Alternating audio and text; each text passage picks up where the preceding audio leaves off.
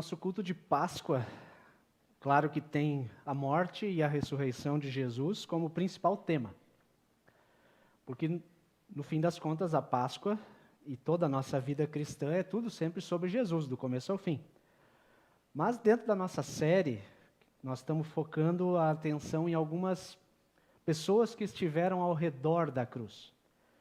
E aquelas duas pessoas que foram crucificadas junto com Jesus, têm algumas coisas bem interessantes para a nossa fé, para a nossa vivência da espiritualidade. Talvez uma das imagens que a gente guarda na memória é alguma pintura ou alguma arte com 3 cruzes.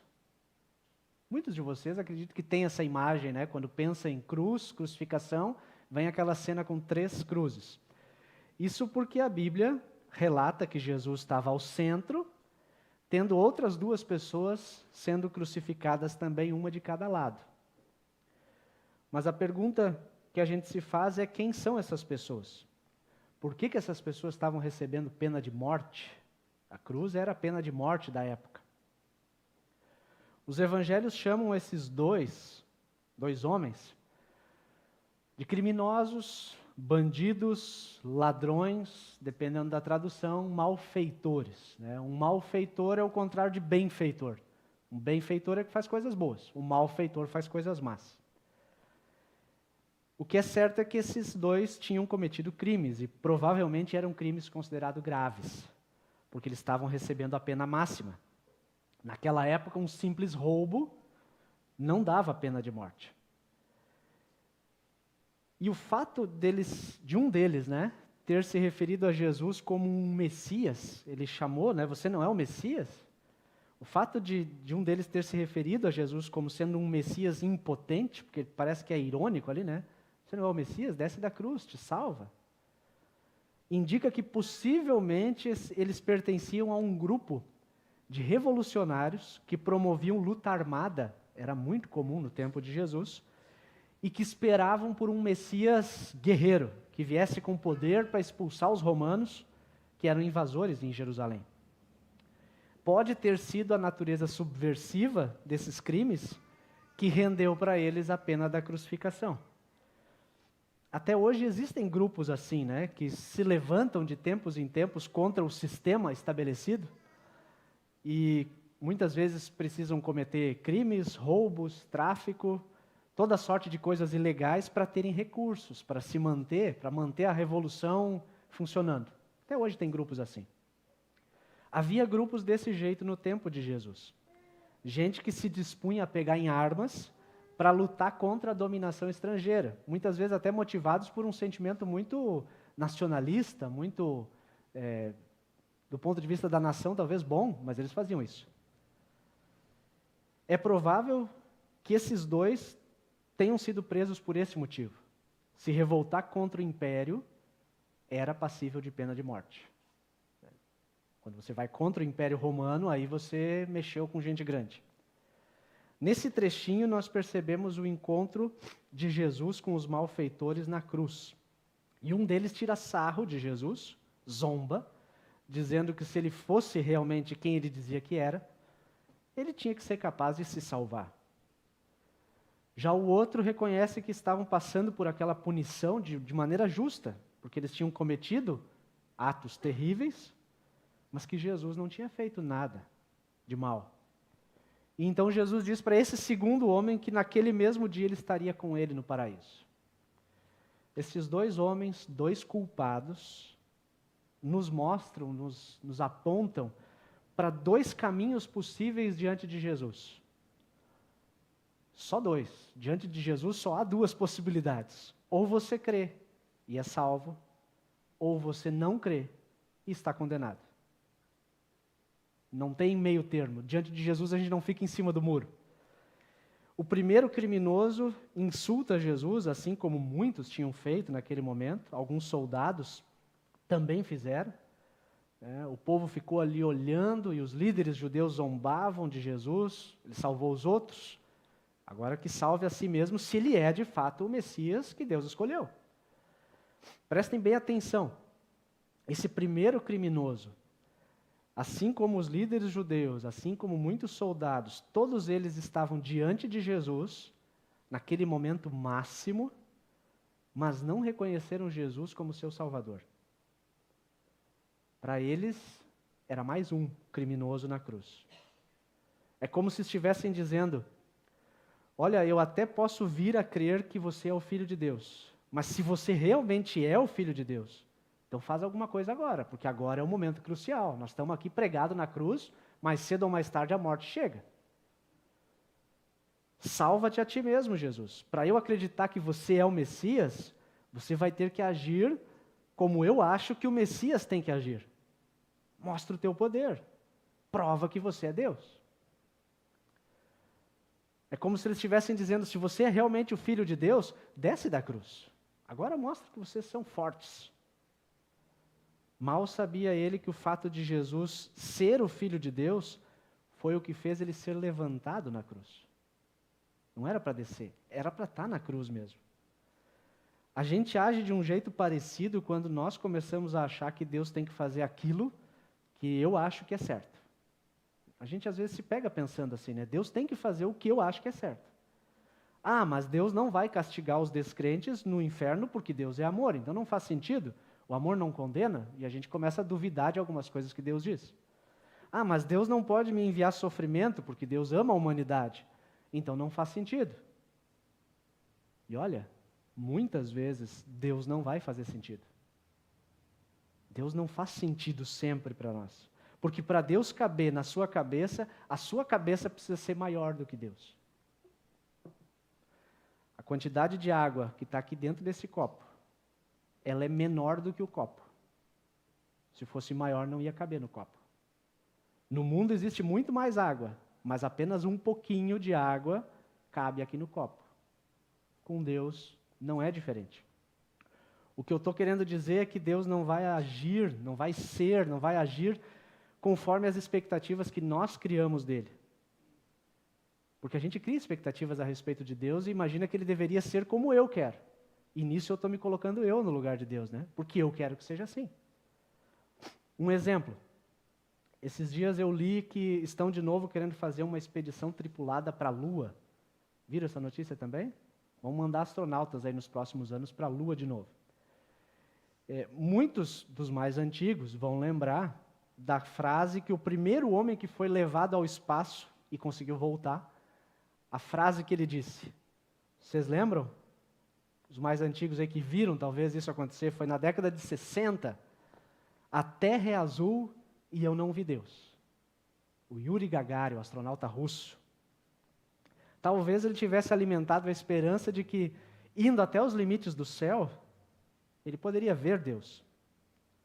Muita gente imagina que a nossa relação com Deus é como se nós morássemos no primeiro andar e Deus mora no segundo. Às vezes a gente se pega pensando assim: eu estou aqui no primeiro andar e Deus está no segundo. Então, se de alguma forma a gente descobrir qual é o elevador que leva até o segundo andar, ou descobrir onde é que é a escada, a gente pode subir até o segundo andar e ter uma experiência com Deus. É um jeito de pensar. Só que a nossa relação com Deus, ela não é como a relação de moradores do primeiro andar com moradores do segundo.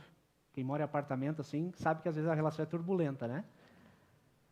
A nossa relação com Deus, ela está muito mais para ser Romeu e Julieta com o Shakespeare. Consegue entender isso? Shakespeare é o autor da história. É o cara que pensou em tudo. É o cara que inventou todos os detalhes. Romeu e Julieta são só os personagens, 2 personagens que ele criou. Ele criou muitos outros, mas criou 2 personagens. E Romeu e Julieta só vão saber alguma coisa do Shakespeare se o Shakespeare quiser revelar alguma coisa sobre ele. Senão eles não vão saber nada. É por isso que a Bíblia começa dizendo que Deus é o autor de tudo. Ele criou os céus e a terra. Ele é o autor. Não tem como conhecer Deus de outra forma. É só por aquilo que ele escolheu escrever, escolheu revelar sobre ele. O que ele nos mostrou. E foi assim que Deus foi se revelando, por meio dos profetas que foram registrando a Bíblia, a palavra, de forma escrita, até que no tempo certo, o autor decidiu que ele ia se escrever dentro da história. Agora eu vou entrar ali. E na pessoa de Jesus, Deus entra na história. Jesus é o autor que mergulhou na história e nos mostrou detalhes ainda mais importantes e interessantes a respeito do autor da nossa história. Por isso que a abordagem egoísta do primeiro bandido na cruz, ela não traz salvação. Ele diz, se você é o Messias, então salve-se a si mesmo. E a nós também. Né? Não fique aí só pensando em ti, pense em mim também. Para mim, esse negócio de cruz e sofrimento e de vergonha, Deus, isso aí não serve. Se você é mesmo Deus, então me tira dessa. Já se pegaram pensando assim? Eu já. Se você é Deus mesmo, me resolve essa questão. Só que nós não estamos em condições de querer impor condições para Deus, querendo que Deus prove algo. A abordagem nossa com Deus precisa ser muito mais no sentido assim, Senhor, eu não sou nada. Tu é tudo. Tu é o autor. Mas te mostra para mim, te revela para mim. Eu quero te conhecer um pouco melhor. Aquele segundo criminoso aborda Jesus com a iluminação da fé. E ele recebe uma resposta surpreendente. O outro, o segundo, o malfeitor número 2, vamos chamar assim, né? O outro repreendeu o primeiro. Você não teme a Deus? Já é uma provocação de fé, né? Mas olha, tem coisas diferentes acontecendo aqui. Você está dizendo para o número 1, você está debaixo da mesma condenação que ele recebeu. A nossa condenação, agora, ele apontou para Jesus que ele recebeu, agora está dizendo, nós dois aqui, um de cada lado, a nossa condenação é justa. Nós estamos recebendo o castigo que nós merecemos, por causa daquilo que nós fizemos. Mas ele, aquele que está no meio, esse não fez nada de mal. É como se eu estivesse dizendo, cara, a gente está aqui porque é justo, nós fizemos coisas erradas e a pena é isso mesmo. Nós estamos pagando com a vida pelos crimes que nós cometemos. Mas Jesus não fez nada de mal. Ou seja, ele está dizendo, ele é bom. Ele é o único bom nessa história toda. Está nós três aqui, mas ele é o bom. E aí ele diz para Jesus, né, com humildade, com ousadia, ele pede, Jesus, lembra de mim quando o Senhor vier como rei. Ele não conheceu Jesus naquela hora. Ele sabia que Jesus falava de um reino. Sabia que Jesus disse que voltaria como rei. Ele era culpado. Ele reconheceu a sua culpa e em vez de querer se salvar, como o primeiro, né? Salva-te a ti, salva nós também. Vamos fazer todo mundo descer da cruz agora. Ele está dizendo de um jeito diferente, Senhor, eu não mereço. Mas como tu é bom, lembra de mim. Eu não estou confiando em mim, eu estou confiando na tua bondade. Quando o Senhor vier como rei, lembra do meu nome. Né? E a resposta surpreendente de Jesus nos mostra como a graça de Deus é algo que extrapola o nosso jeito de pensar e a nossa compreensão. Porque não é um discípulo que estava caminhando com Jesus, é um bandido. É alguém que estava recebendo uma pena de morte justa. E Jesus diz, para que ele pudesse escutar, eu afirmo a você que isso é verdade. Quando Jesus diz essa expressão, eu afirmo a você que isso é verdade, ele vai falar uma coisa importante, solene. Hoje você estará comigo no paraíso. Jesus disse para ele, eu não vou só lembrar de você no futuro, quando vier como rei, assim visível diante de todo mundo. Jesus está dizendo, você está salvo agora. Você recebeu o presente maior que uma pessoa pode ganhar. E a partir de agora, onde eu estiver, Jesus diz, você vai estar também. Onde eu estiver, você vai estar também.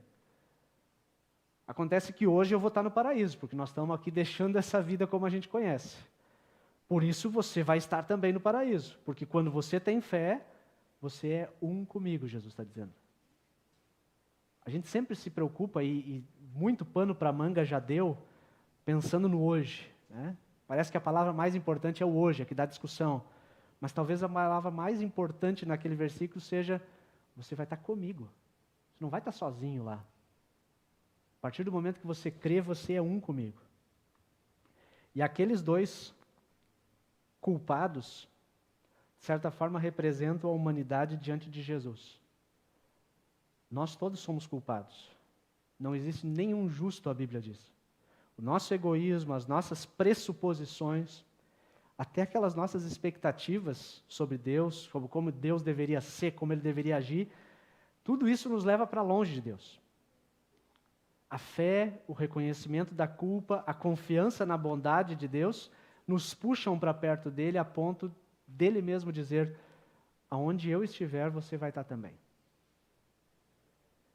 E você que se aproxima de Jesus com essa convicção, você pode ter a certeza, você está salvo. Você morreu com Cristo para o pecado, mas você ressuscitou com Ele para uma nova vida. A Bíblia usa essa linguagem muitas vezes, do morrer e ressuscitar. Você agora é um com Ele e Ele é um com você. Se fosse aquela novíssima tradução na linguagem de hoje, Jesus ia dizer: tamo junto. Né? Assim as mãozinhas que a gente faz no WhatsApp lá, né? Tamo junto. Agora eu sou um contigo e tu é um comigo. A mensagem da Páscoa ela é uma mensagem de renúncia de si mesmo, de entrega, de sacrifício. É uma mensagem que carrega sofrimento, carrega vergonha e morte. Mas não é só isso. Carrega tudo isso, mas não é só isso. A Páscoa traz um sentido profundo de vida também. E não é qualquer vida, é vida depois da morte, é vida que se sobrepõe à morte. Uma vida plena, perfeita, que a gente recebe como um malfeitor na cruz, por pura graça. Graça é aquele favor que a gente não merece, mas a gente ganhou. E a história da Páscoa vai continuar dizendo que no domingo bem cedo, quando as mulheres foram até o túmulo procurando alguém morto, né, para continuar os processos de embalsamar o corpo, receberam a notícia mais surpreendente de todas. Por mais que todo mundo tinha sido avisado que isso ia acontecer, mas ninguém tinha entendido ainda. Ele não está aqui. Vocês vieram procurar Jesus morto no túmulo, mas ele não está aqui. Ele foi ressuscitado. Ele está vivo. E porque ele vive, a sepultura não é o fim. Nós vamos cantar depois. Porque ele vive, nós vamos viver. Porque ele vive, nós podemos crer que existe um amanhã, mesmo quando os nossos olhos não enxergam amanhã. Nos nossos cemitérios aqui perto de nós, acredito que muitos de vocês, ou todos vocês já foram, talvez os bebês ainda não, né? Há um cemitério, uma cerimônia de sepultamento. E eu sempre noto que é muito comum, assim, nas lápides está escrito duas palavras. Vamos ver se vocês adivinham qual é. Saudades eternas. É muito comum. Saudades eternas. Eu entendo a motivação que faz escrever, né, o sentimento. Mas para quem é cristão, é uma grande mentira. As saudades não são eternas. A vida plena com Cristo pela fé, essa sim é eterna. Essa não passa. Mas a saudade que a gente sente, ela é temporal. Ela é passageira. Ela pode durar talvez até o nosso último dia de vida. Mas ela passa. Ela não vai ser por toda a eternidade.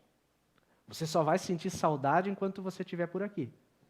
Porque nós cremos, e a gente diz isso todo o culto no credo, cremos na ressurreição da carne, do corpo. Então é meu corpo, a minha carne, voltando à vida. Creio na vida eterna. Nós não cremos nas saudades eternas, nós cremos na vida eterna. E a Páscoa nos enche de esperança mesmo diante da morte. Porque Páscoa é ressurreição. Páscoa é vida que se sobrepõe à morte. Eu queria convidar vocês para fechar os olhos rapidamente, assim como vocês estão, para a gente fazer uma pequena oração. Senhor, nós te damos graças pela troca gloriosa que tu fizeste com a gente. Eu sou o teu pecado e tu és a minha justiça. Eu sou a tua culpa e tu és a minha salvação. Jesus levou sobre si o que é meu e tu deste a mim o que é teu. Quero me achegar a ti sempre em fé, com a certeza da tua companhia. Por isso me ajuda a viver toda a minha vida a partir da ressurreição de Jesus, que venceu a morte no meu lugar. Amém.